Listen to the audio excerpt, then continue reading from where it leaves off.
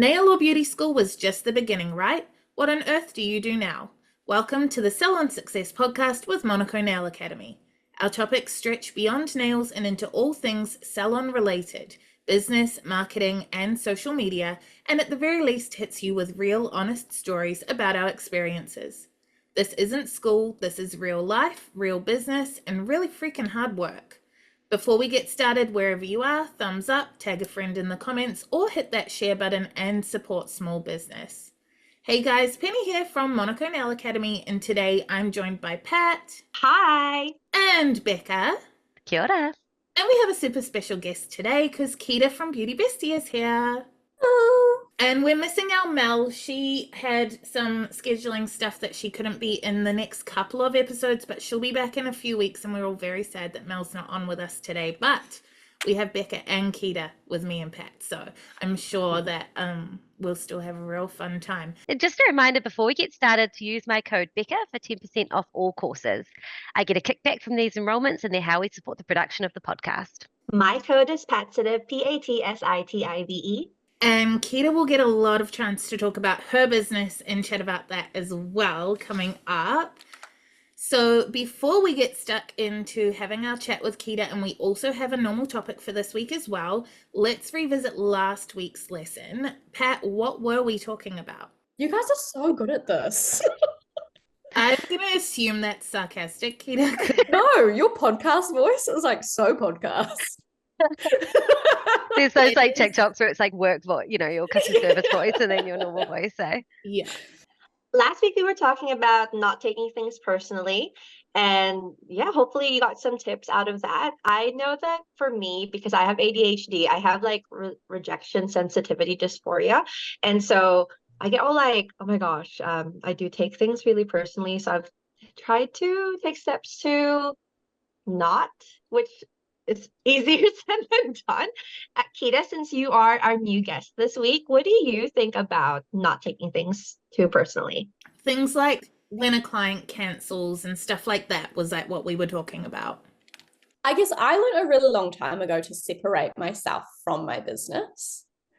And like a really physical way that I do that is like once I clock off, I shut my salon door because I work from home. So a lot of the times in the beginning of my career, that would overlap a lot. So physically, I close the door, I'm done. That's not me. They're not talking to me. They're talking to my business. They're canceling on my business, not me personally. I have a few things like that too. And now I have a cabin outside, like I work from home, but I have a cabin that I work in. But when I was inside my house, I still always wear shoes when I'm working, but I would always wear shoes because for me, when I shut the door on the last client, I could take my shoes off, and that for me meant I was home. Yeah, it's like a real, I don't know, what's that called? When you like do something physical to like change your emotional state. Yeah. We call that in my house putting on your mental slippers. Like I'm in so one good. zone now. But my mental slippers on.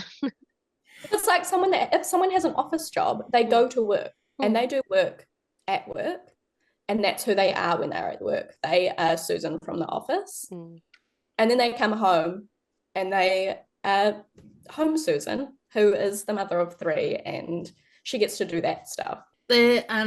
My ex-husband, back like a decade ago in my 20s, he would always get really shitty when like at the time Monaco had a physical location and I would be there during the day, but it was 2 kilometers from my house, so I would get home in like no time at all, and then he would want me to be 100% like ready to be part of the family. And I would always say to him, but you work half an hour away, you get to drive home, I haven't driven home yet. And so then like the years later, the next relationship I was in, I explained that to that guy, to Sam, who's still one of my best friends, and we just from then on called it driving home. So like even if I was working at home, he'd be like, are you ready to chat about something, or do you need to drive home? And I'd be like, yeah, just let me drive home. And I'd be sat on the couch the whole time, but then like 10 minutes later he'd be like, you good? And I'm like, yeah, no, I'm good, I'm home now. You need that like transitional period of turning from, like I run 2 businesses, so my mind is very busy. I'm not ready to be your girlfriend yet. Yeah. Mm. Well, that's a really nice segue because going from last week's topic of taking things personally into the world of Keeta, do you want to give us a little rundown on who you are and what your businesses are? I'm really bad at this. I'm really bad at like I'm really bad at about like talking about myself and explaining who I am and what I do. It's so hard, but don't worry, we'll pump you up. I'm Keeta. I am Darling Beauty Co. and also Beauty Bestie. So I run two businesses. I have Darling Beauty Co., which is originally how I stepped into the nail industry. I have a little home salon. I focus on structured manicures now.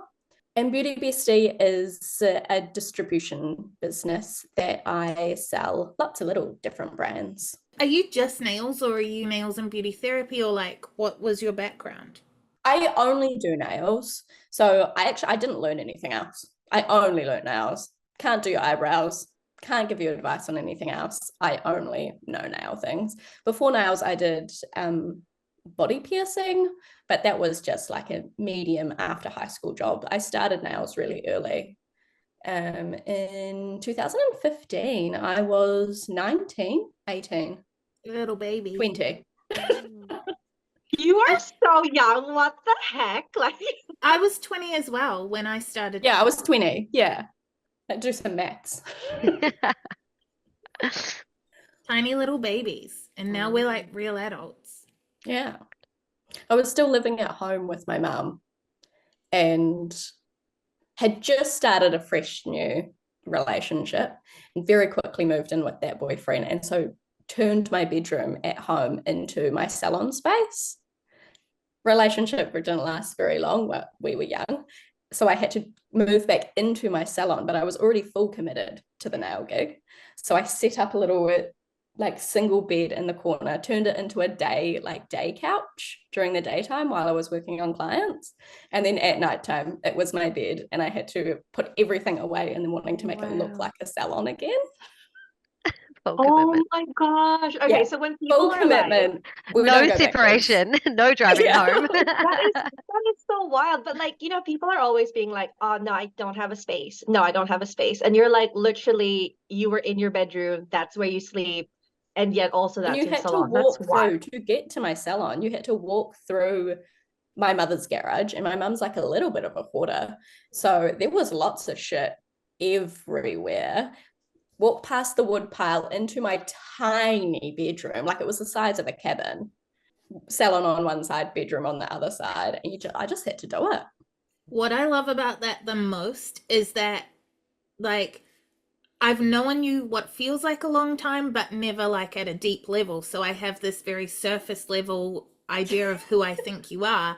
And all I see of you is like incredible aesthetics, such streamlined, beautiful presentation with like your stands at Expo and your like content on social media. Everything is so like put together and well, like consistently branded and like that. And you are always so like well put together at Expo. While I feel I'm a hot mess that like got Monaco hoodies made so I could go to Expo in a hoodie, and you always look so like everything about you is so aesthetic. So I love that you're showing all of our listeners that you can go from walking through mum's garage into a cabin to all of the consistency and like such a one up and such an upgrade to on your journey. Well, I think like, yeah, and I'm definitely not put together all the time. Like currently I'm sitting in a dressing gown and my hair hasn't been washed in 3 days, but you can be both. 100%. We embrace like it's almost like a rule that you have to have some element of your pajamas still on to record the podcast. I think running two businesses like that is really interesting too, because I have different personalities from Darling Beauty to Beauty Bestie. They have different like aesthetics and I have a different voice from each business. I can so relate, and that makes me so happy to hear you say it that way, because like I struggle quite a lot with the real Penny and then the hard lacquer Penny and then the Monaco Penny, and then people think they know who I am. And I had a laugh with like Pat and Becca and the other mentors and stuff a few weeks ago because I found something on Instagram that said like, no, you don't want to know me. I'm better as a concept. And I was like, that's me, because when I meet people at like expo and stuff like that, I have to remember to be Monaco Penny, because generally, like when I am emailing you at 5 a.m., it's I'm that's when my Monaco hat is on and I'm emailing and I can be a person. And then when I close that inbox, I'm not a person, I'm a potato. And then when I'm with my clients in the salon, again, it's a totally different vibe and dynamic than when I'm teaching or directing a student in the right direction. Like I relate on every level. And Pat and Becca also are multiple job people, like, and multiple business, and like we're all a lot of hat people. Don't want to be bored. Sitting That'd be terrible. still, what's that? Yeah, exactly. Don't want to have any spare time. No, What would you exactly. do? Contemplate life. Ugh, who wants to do that? Have time to process my emotions? No, thank you. Not interested. Yeah, I so relate to that. Like being able to just walk into the salon and it's like this new personality comes over me where I'm just like can chat and small talk and stuff all day, and then put me in like a bar. I'm just like, "Ugh, this is awkward, you know." I Like, think as well in salon, there's a sub element of changing the personality client to client too. Because I've got clients that I'm like, I am keeping my slippers on, and I've got other clients that I'm like, better be like the best version of myself. totally. And I don't dislike either. Like, I like both.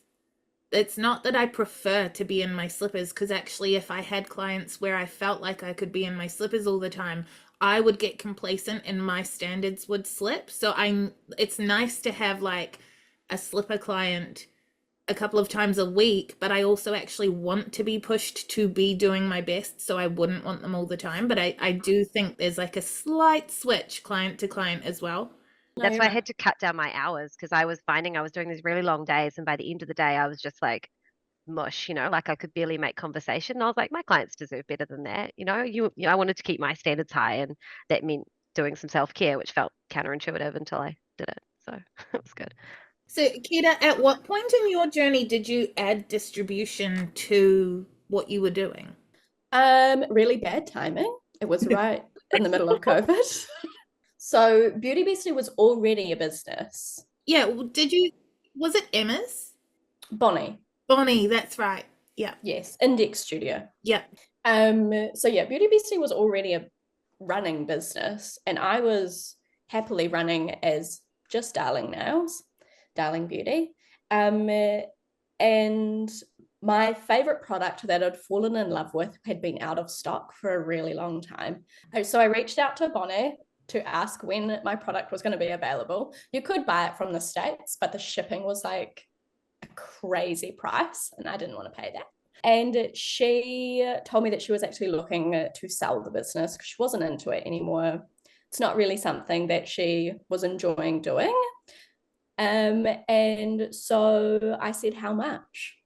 I'd fallen in love with this product and built my business around this product. And if I couldn't get it into the country, I didn't know what I was going to do with my business. So I acquired another business.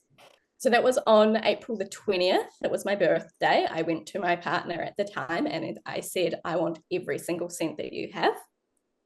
We're buying a business in the middle of a pandemic. Because why not? Why not? Yeah. Yeah. Why not be stressed? And then May the 17th, what's that? 27 days later, less than a month, I was in Auckland packing it up. That sounds okay, like so stressful, but that sounds so fun. I think I perform really well under pressure. And when my life is doing things like that and everything is happening all at the same time, it's when I perform my best. Okay, Keeta, so that's like really intense and must have been such like a trust yourself moment. I can't believe you did that during the pandemic. Like what? If you had to do it over again, right? Like imagine like baby Keeta or even another person who wants to be a distributor. Like what advice would you have for yourself or someone else who's now thinking, I want to be a distributor? And maybe even like what should they be looking out for if that's something that they're interested in? Because you know how like there's so many things we could be doing. Why not add distributor to the list? I don't want to say don't do it, but it's a lot of work for not that much money. What makes it worth it then? Well, at the beginning, I needed the product. And so I was purchasing this business and running this business on the side because it's what made my first business function. I didn't see I had any other choice. That's like, I needed that product. It's funny because every time I see a new distributor pop up or someone say like, oh, I was thinking about this, or if a newbie tells us their goal is to like do what we do with distribution and stuff, I always in the back of my mind, I'm like, good luck. But like, but I can't say anything because I do it. But you're right. It's so hard and it's not a high profit margin.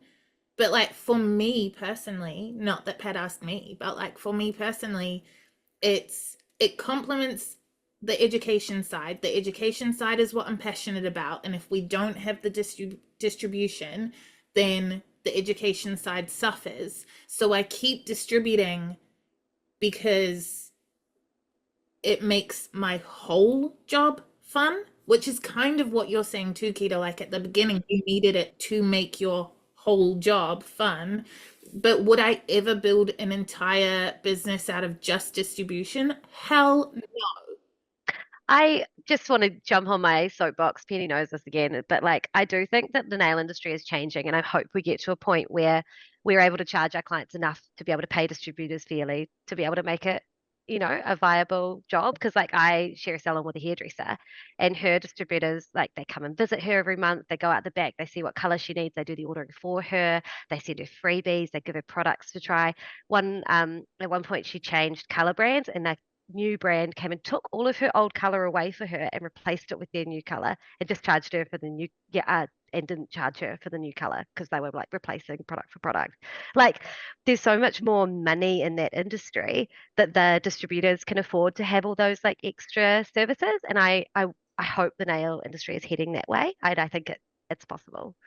I really do. I mean, it would be nice. It'd be amazing to be paid for the yeah work that I'm doing. exactly, and be able to have staff that can travel around the country and do this stuff for you, and it be viable. But I think it a lot of the time it will start at the end of the nail techs charging fairly and bringing in the income, all of that stuff. We tried to do it years ago, so many years ago, like 8-10 years ago, and it came from a definite place of naivety on my part, where I was like, when I had first gone, I don't even know, I wasn't even full time. I was a baby nail tech. I was doing nails in a corner of my bedroom, and the OPI rep would come out and show me new products. And I felt guilty when they would, because I was like, we're in my bedroom, right? Like, why are you here? And then I would almost buy stuff out of guilt. Like I had every shadow color. But then like go fast forward a few years, and I tried doing it just purely because I was like, well, that's what they do, right? And I'm a distributor now, so that's what we should do. And I got a rep basically in every center, but I knew I could only pay them on commission. So I was like trying to encourage them to go around salon to salon. But then half the time, because of the like supply chain, then we couldn't get the right stock. It was such a mess. I'd like to do it learn from that, do it in a different way some other time going forward. But you're right, like the way that the nail part of the beauty industry works, it's really not possible to do what the hairdressers do at the moment. But I think we're heading that way. I think we're having these conversations more, which is a really good start, and it will flow on, hopefully. On that note, Keeta, what do you love and hate about being a distributor? I do love the connections that I get with people. I did originally seek out to be more education based. I loved teaching. And initially during high school, I thought I wanted to be an art teacher. So like once I became a nail tech and I had taught a couple of like art classes for a couple of different brands. I really did love educating, but now halfway through being a distributor, I don't have time for that. Yeah. But that was the aim, was to like teach, not necessarily only be providing product. You'll appreciate this, Keeta, on a level that not very many people will, but same, which is why I then have the mentors who do the actual teaching, and I very rarely do the actual teaching, but so I very regularly get people saying like, oh, but then what do you do? And I'm like, Everything else. everything. What do I do? I work 80 hours a week. What do you do? I mean, I would love to teach. That would be the aim, would be to be like 60% of my career educating other nail techs. I just have so much other stuff to do. Okay, so what would you say is your number one highlight from your overall time in the nail industry? Number one. Feel free to say being on the Salon Success podcast, but anything else will do. I think most recently it would be the opportunities it's given me for travel, actually.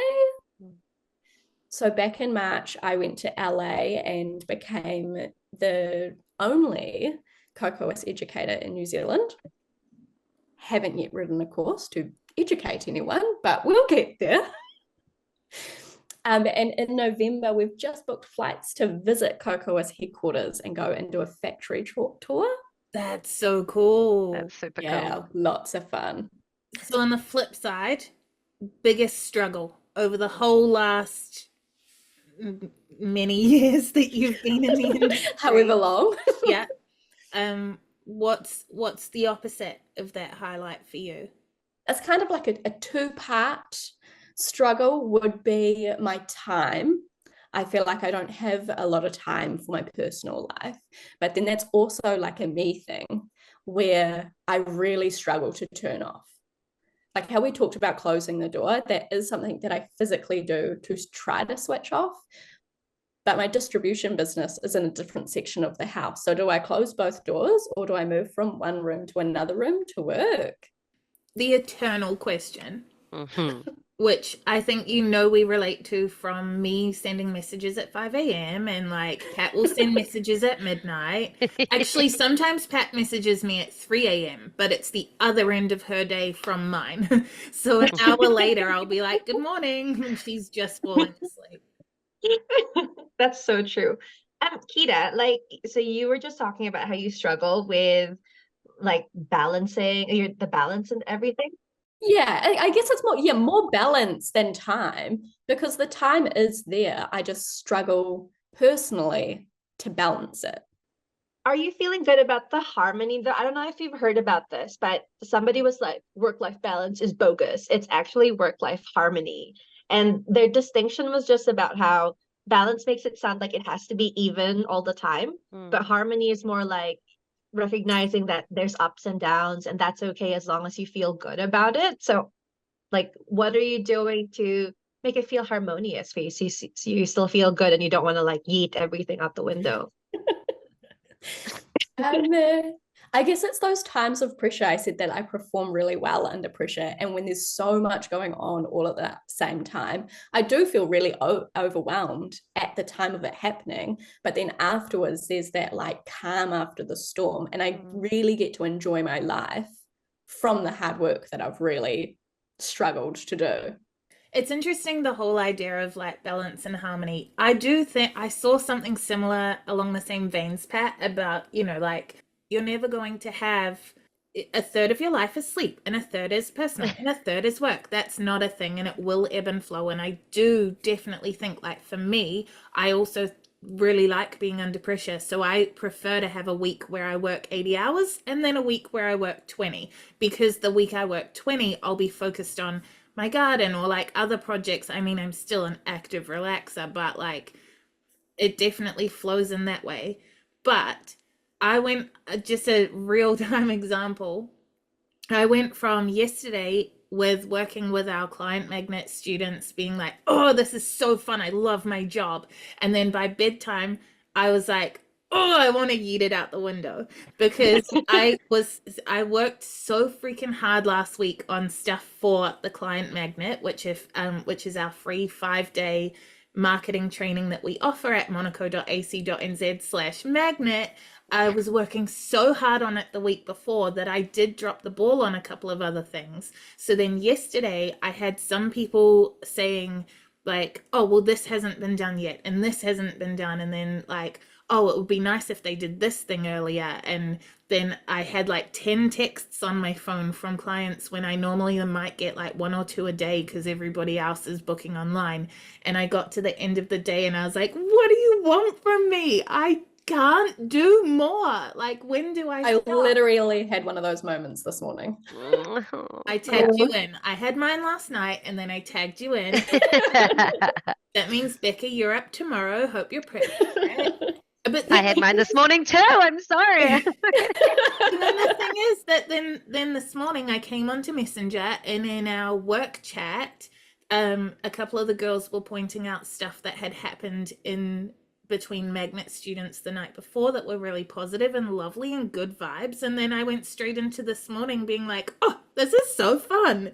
And, like, set the timer. I'll eat it again soon. But the definitely trying to find balance that's not a thing. I think if you asked me at like different times of the year, you would get a different answer of what my highlight and my struggles are, because it really depends on what I'm doing with my businesses at that time. And energy levels, like, I think fluctuate quite naturally, just depending on what else is going on or the weather or whatever as well. So trying to expect us to stick to this really rigid routine when we're not always really rigid, I think it's okay to be flexible depending on, all the stuff that's going on in life, eh? The 40-hour work week, it's weird. And hormones as well. Hormones, absolutely. Before we move into today's actual real topic, one thing when we have guests on, with you, Keeta, being our first guest on the Salon Success Podcast. Actually, we had some people in like season 1, but that was so long ago in a different format, it doesn't count. But we at Monaco are really into the competition-free zone, which is essentially where we just don't believe that there needs to be any negative type of competition in the beauty industry. There's room for all of us to win. We get so much further ahead if we build each other up than if we're all competing and stuff like that. I don't know, Becca, Pat, how do I explain the competition-free zone? Yeah, I think that was great. Just automatically not seeing other independent like nail techs or distributors as the enemy, right? We're all in this together. There's enough clients and people for everybody. So we encourage all of our listeners to use the hashtag competition free zone on their posts so that everyone can see that they are a safe space where a nail tech can comment without someone being like, why was she looking, or anything like that. And so therefore, even though technically, Keeta, you're a competitor to Monaco, we both distribute, we both have product, and then I guess in theory, salon-wise, you're technically a competitor to Pat and Becca and I, but we're all in different areas.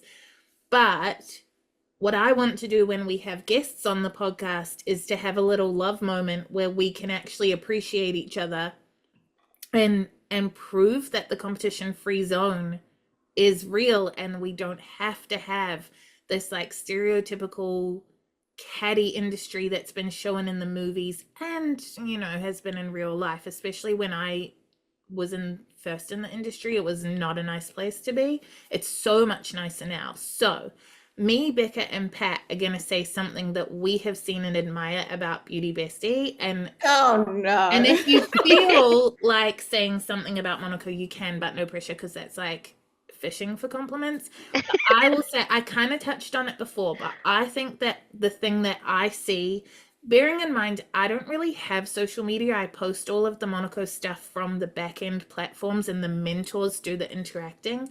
But what I've seen of you is just how like polished and beautifully presented everything you do is. That's like, that for me is the lasting impression of Beauty Bestie. What about you, Becca?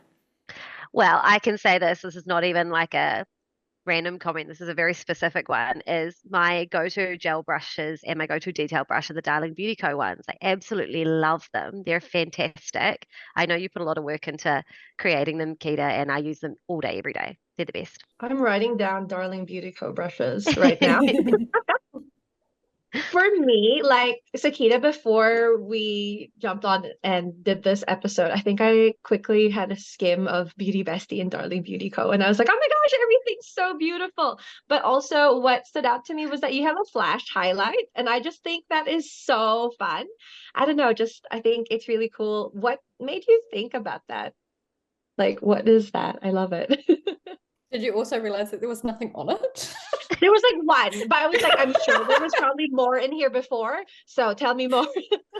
So I can copy you and be like, he didn't find me. You know how like tattooists have flash designs? Yes. So that was the concept, was that like, so I have this little like ceramic plate that sits on my salon desk, and each month-ish, the plan was to like change these designs around so that when clients come in, they don't know what they want. They've got like a flash sheet. Ooh, okay. I love that. I think because I'm a distributor, I have all the like demo stock in my salon. So I have every single color, and it's a lot for clients to look at. So everything hides away and they have to come with the idea. So if they're feeling pink, I only give them pink swatches. Otherwise, it's just overwhelming. So if they don't have any art ideas and they want to be arty, they've got 4 little options there. And I know I can do them too, because I've probably done them 5 times that week. That's so cool. I feel like I've said this so many times in the last hour, but like I can hard out relate because same, and we have 250 colors in Salon, so our swatches are on rings that are organized by pink, blue, green, like, so there's 8 rings of swatches and we only give them what they're after and everything else hangs up on the wall. But I just want to say, my number one thing I've loved about this conversation so far, which I didn't anticipate, is how much I can relate to you, because I think it's really easy for me, at least with like imposter syndrome and stuff like that, to see this, like, not just you, Keeta, but like all distributors, competitors, whatever. Like I came up with the competition free zone because I needed it, not because I'm like on a pedestal high and mighty, like being so like good at it, because I don't have social media, because if I swipe past other people's pages, I panic that I'm not doing enough. So I don't have Instagram because it's not good for my mental health. The competition free zone is something I have to practice. So when my impression of you specifically is how polished and pretty and like in my head perfect everything is, but then you sit here and you're in your dressing gown like we are, and you're talking about having like all the swatches it's hard for clients to choose, and a meltdown this morning and all these things. I'm like, oh, thank God she's normal. Yes.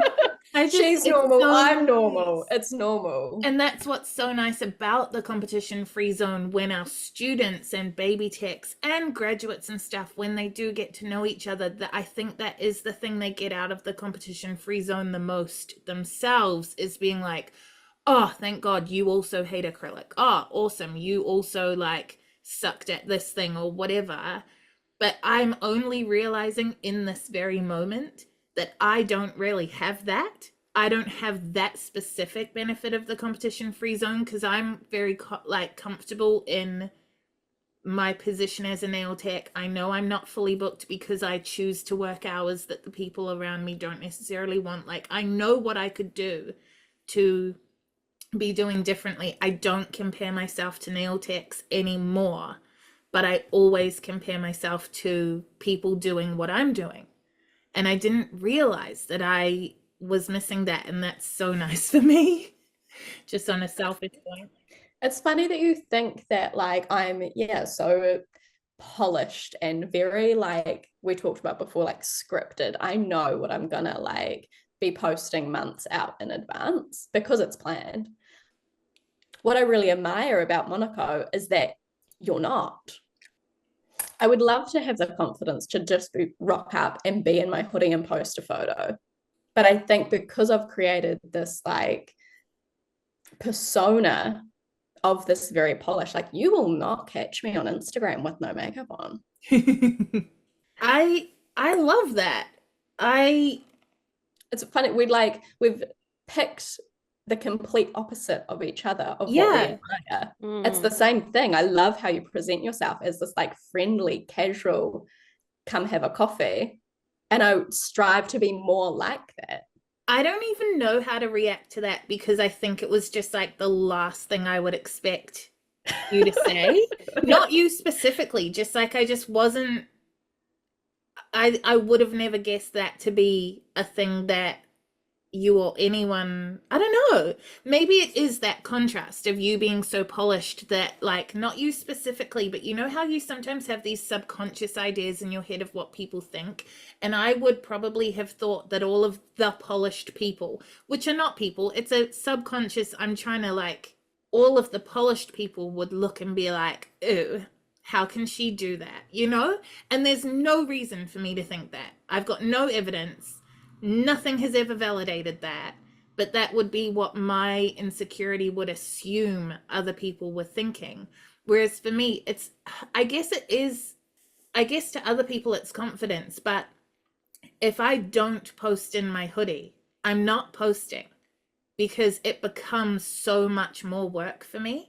And for like me being neurodivergent, as a lot of our team are, as a lot of our students and graduates are, not everybody, but like for me being neurodivergent, if I have that roadblock of like I'm not perfect enough or pretty enough, or I can't post unless I go put a like face of makeup on, I won't do it because there's too much roadblocks between me and doing the thing.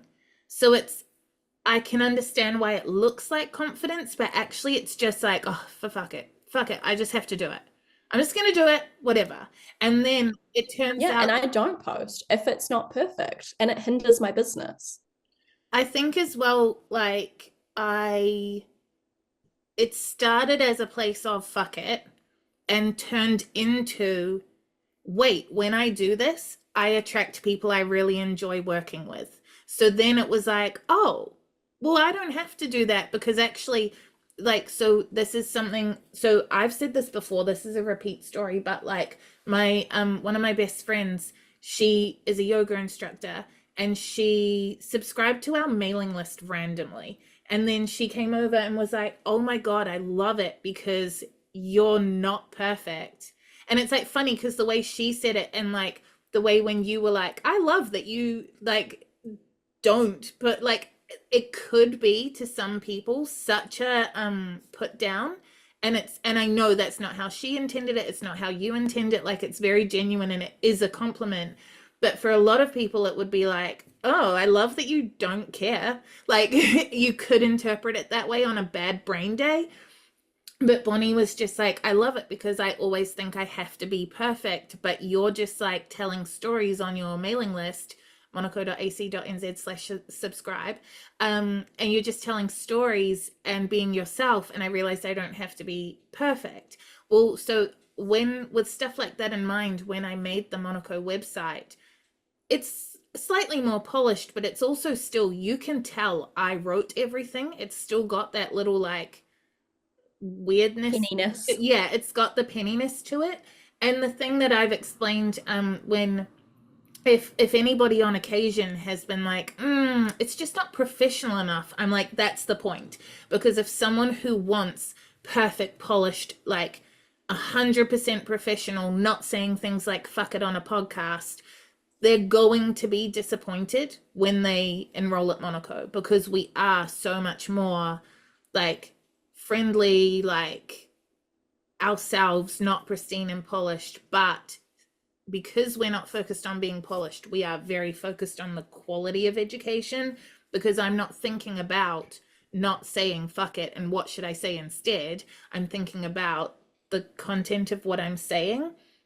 So I just think it's really like an overall lovely, I kind of lost my train of thought, but like I think it's an overall lovely thing to say, because like I think it is a lesson for a lot of people, especially newbies coming in, to just be yourself, and then you attract the people that you want to work with.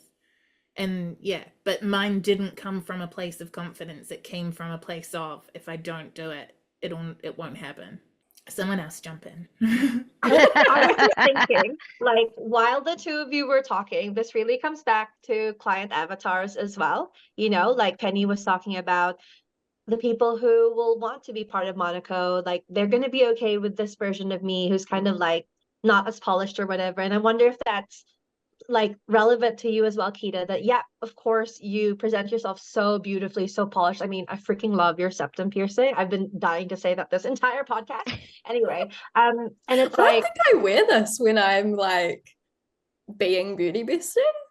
I don't know, like, because you it's know like what? it's not Beauty Bestie. To be honest, like I remember like I was walking around for Expo trying to talk to everyone, and I distinctly remember that I was afraid to come up to Beauty Bestie because I was like, everything's so polished, and I'm like afraid, like what if? But you're like so down to earth. I wonder if your septum had been in. I wonder if I would have been like and been like super We can be extra friends. yeah, we can be friends now. Like you have a septum. But like yeah, like if your avatar, like what would they be?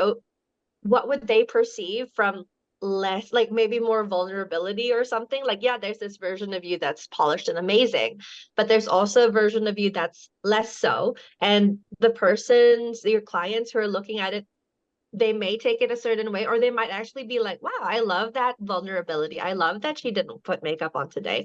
And I'm not telling you to do anything different, because obviously you're killing it and we all admire you so much, but it's like just food for thought. Like, can you give yourself permission to be a little bit less hard on yourself maybe, or put these like, you know, expectations on yourself? And as I'm saying that, I'm kind of saying it to myself because I haven't been posting, because I'm like, I'm overthinking it. So yeah. I definitely need to work on the vulnerability. And it's funny that you say that, and you say if I could work on that, because it is actually something that I worked on last month. Every month I try to improve something about my business. And last month I tried really hard to show up online for my salon just as me and not so polished. It wasn't all nails. We had chats in my stories of like real life stuff. And it actually improved my sales through to Beauty Bestie. Whoa, how good. But that was not the aim. I was just there to talk shit. But most of my followers are fellow nail techs. And so, yeah, that engagement like followed over to Beauty Bestie and improved my sales without it really meaning to. And I wasn't my polished self that I am on Beauty Bestie, and people, yeah, really seemed to resonate with it. That is so cool. I'm just like, whoa. Okay, so we're having too much fun, and now I kind of regret saying that we would have a real topic, but I did say we would have a real topic. So what I want to chat with while we've still got Keeta with us is actually, it ties in really well with what we were just talking about, is like what makes quality content. So somehow we've ended up here in this perfect, like, it's like we planned it, Keeta. It's just like it was scripted. Look at that, it's working out, and I didn't need a script. This is what happens though. We post photos of no makeup and hoodies and it just works. Somehow it just works. Don't know how. And obviously last night I was feeling like it was not working. But so what I wanted to do originally, and we'll shuffle it slightly, is to go through what I have as in our Salon Success course, a checklist of what makes content good content. And the idea with the checklist is that once a month or so, you skim your past month worth of posts and just ask these questions of yourself to sort of pinpoint, okay, where do I need to pull up my socks going forward? So what I'm going to do is I'm going to list off, we won't make it through the entire checklist that I've got here, which is fine. Checklists, that sounds boring, but let's just have a conversation about a few of the things on this checklist that I have just as it relates to us and our salons and our content and what we think is most important. So interestingly, some of these things relate to what we were talking about already, because like one of the things on here is it on brand? Color, font, and feeling. So when you look back at your content over the last month, was it on brand? And one thing that I find for that is like I have to always remember who I'm posting as, because Monaco has a personality, Hard Lacquer has a personality, and I have a personality. And if I'm looking for graphics and stuff to use in things, the stuff I would choose for myself is not what goes out for Monaco at all. Like Monaco's aesthetic is no, not mine. I like Monaco's aesthetic, but I like it for me the same way that I like people who are different from me. But how do you guys feel about your content? Is being on brand something you have to think about, or is it something that just naturally happens? I really struggle with it. Yeah, I think having like an authentic. I was thinking when you were talking, Keeta, about having a distinct voice for each brand, because it's also like your personal brand as well, and trying to make that somehow exist, which is separate from your personality and separate from your businesses too. And I think I struggle with that a lot through my social media, is like, okay, who am I as a Monaco mentor? Who am I as a wannabe industry leader? Who am I as someone that's still approachable and not, so that clients are still going to want to book in with me and all of that kind of stuff. And it is tricky, and I don't think I've got it well thought through realistically. And probably need to go back and redo some Salon Success to remind myself. Your alpacas do really well though. Pardon? Your alpacas, they do really Yeah, well. Or they do well. like... Alpacas, yeah. Yeah, all about the alpacas. Becca, I think your branding is consistent. Oh, like I feel like I could see a picture and know it was a Nails by Becca NZ picture without seeing the tag. I've been working really recently on really trying to get the lighting and stuff and all of that kind of thing reasonably consistent, because I think that does help, and it's something that I'm not a gifted photographer naturally, so thank you for noticing. I think when I'm posting on social media, because I run the two businesses, I put on a hat of, it's not necessarily does this suit my branding or be cohesive with the rest of it. It's more, who am I presenting to? And that's what I keep cohesive. Is this person gonna recognize my branding? What about, okay, this is one of the last things on the checklist that I'm skipping to, but it's one of my favorite things for keeping myself in check, is when I scroll back through my posts, will the person seeing this actually care? And I use that with Salon Success students. We used it at Summit when we did the feed reviews evening, is looking at your feed and going, wait, would I care? Because I think sometimes when people post and they just needed to get a post up today, or that's how they felt, but you're better to have skipped it. They just needed to get a post up and they're like, pink nails for summer. I don't care. I have done plenty of those posts in my time, but if I scroll my own feed and I ask, would the person actually care? Not about that. But then what's interesting is that we've been doing more and more over the last 6 months, more and more behind the scenes, photos and captions from all of our mentors, not just me trying to churn out content. And the posts where Becca's got messy hair and just is hey, this is what it takes to run a business, or Mel's eating her dinner on the run because she's late to get ready to do a lesson because the power went out. That's what people are engaging with. And I think it's because they're stopping and they're going oh, I do care, because same. So people engage with people. Yeah. They don't engage with pretty pink nails for the summer. Yeah, so true. That's something we're teaching in the client magnet as well, that we're doing at the moment, is that you're not selling a service, you're selling a relationship, because no one's coming to you just to get their nails done. They also have to sit across from you every 2 to 4 weeks for an hour at a time and hold hands. And like, you don't sit and hold hands with anyone for an hour at a time that's not really your significant other, or like a dying grandmother, or like that's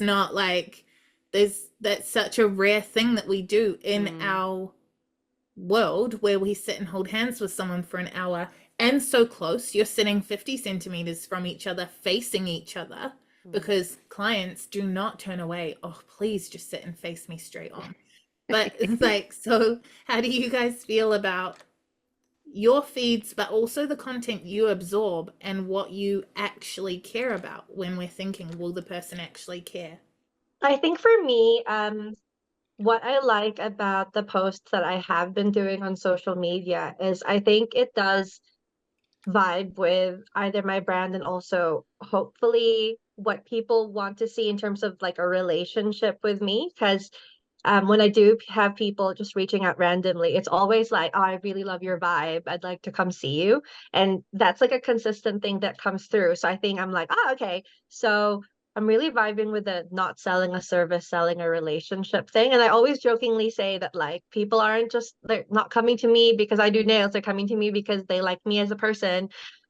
Because I'm not the best nail tech, because I am so new at this, but I am getting better. But they're going to come to me because I'm a cool chick and we're going to have a great time together. So I was just thinking about like, if it's on brand or will people care? Like just thinking about what aspects of my brand or personality am I trying to hone in on when I'm posting things. Like, for me, my nail fees, I think, aren't as on brand or consistent. I'm still trying to find what I want to do there. But I think in terms of like text posts or like behind the scenes stuff, people can see what I'm doing and then people do click through. And maybe my engagement isn't as obvious, like you might not see people commenting, but then people like message, like direct message. And I think that's really powerful and like really cool. So yeah, I think that's fun.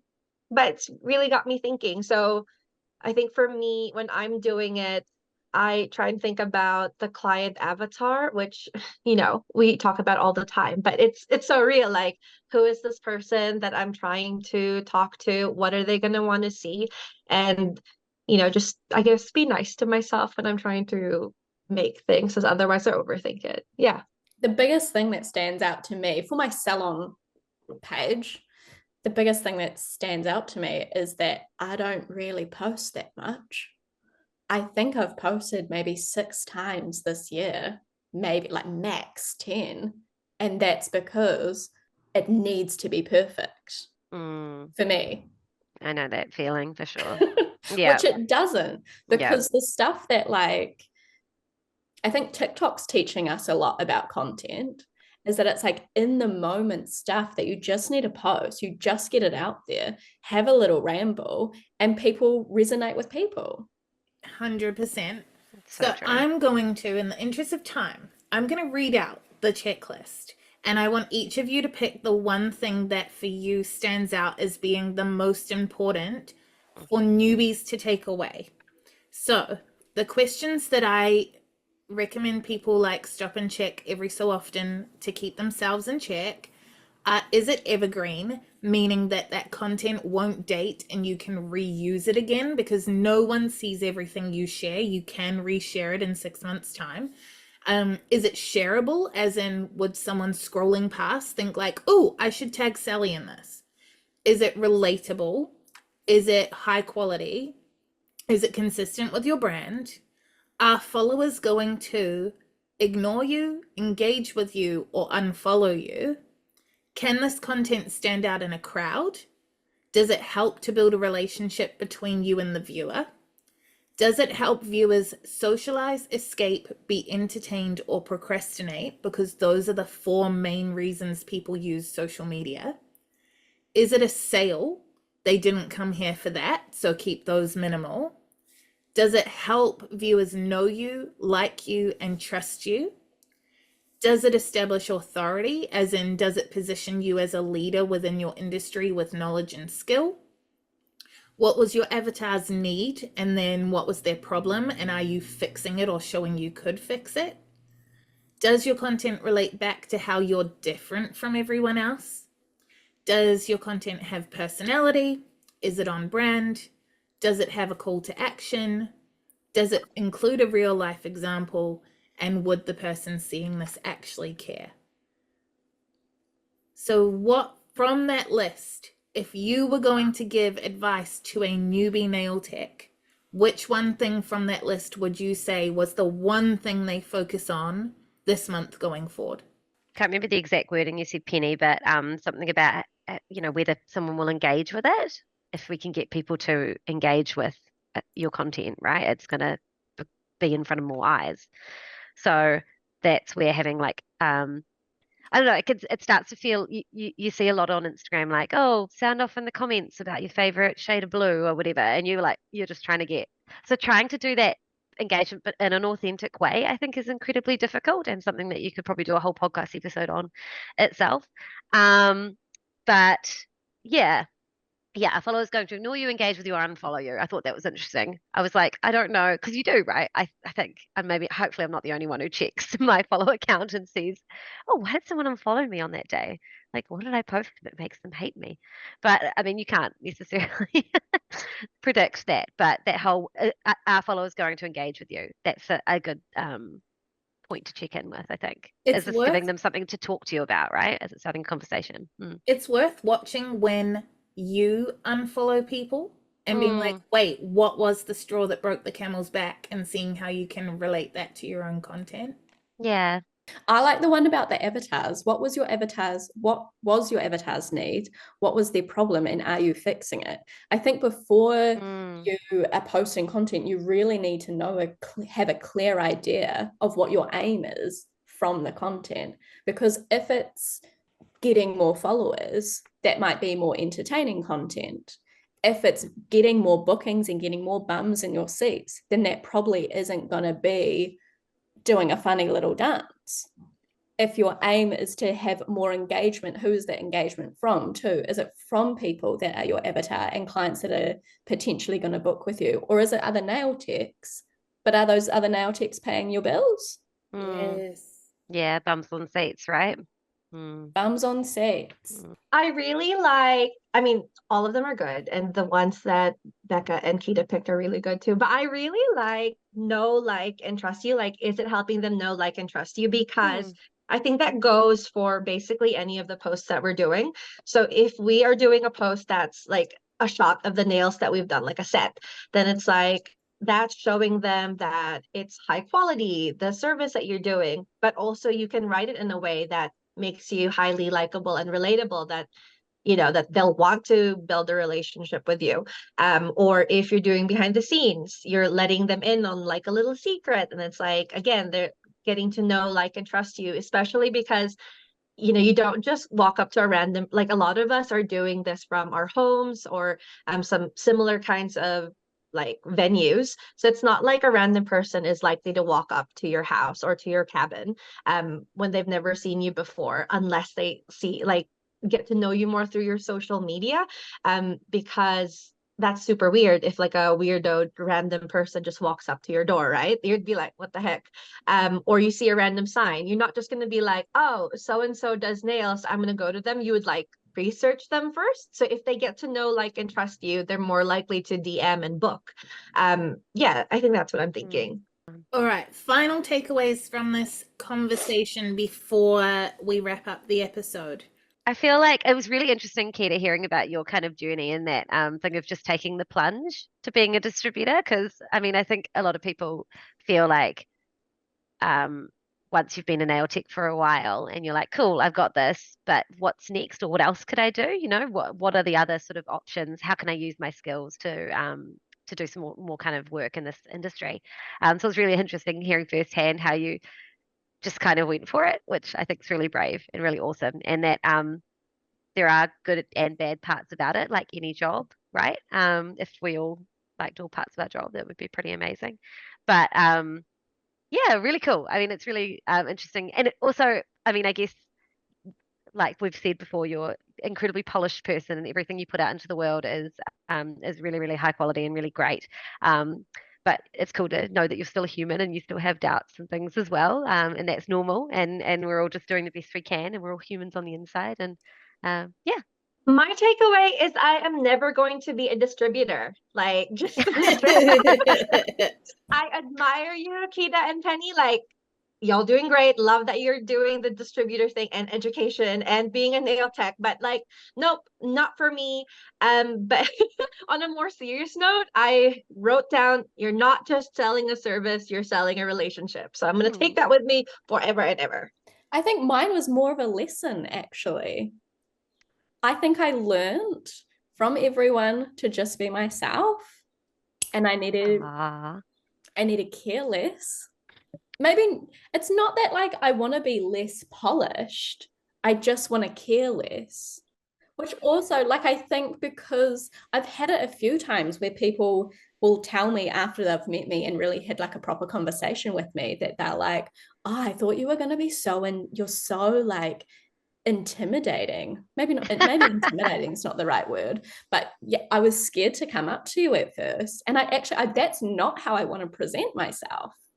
If it helps, I was literally about to say that I was trying to think how to word this, but like, I'm just going to unfilter. I like you so much more than I thought I was going to. And that's not to say I thought I wouldn't like you. I just thought you were going to be lovely, polished, professional, but I didn't expect to be able to relate to you. And because like, I'm like, oh yes, she's like going through the same shit that we are.